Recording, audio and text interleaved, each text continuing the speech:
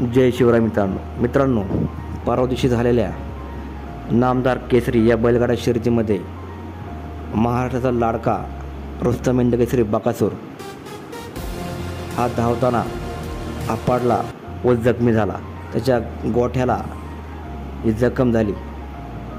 त्यामुळे विठ्ठल नाना म्हणजे विठ्ठल ड्रायव्हर हे बकासूरची विचारपूस करण्यासाठी आज गोठ्यावरती आले होते। बकासूरसुद्धा त्यांच्याकडे पाहून नानांना हे तर म्हणत नाही आहे ना, नाना मला इथून घेऊन चला पुढच्या शर्यतीसाठी, पुढच्या शर्यतीला तुम्हीच माझी गाडी हाणा, असे कदाचित बकासूर तर नानांना म्हणत नाही आहे ना।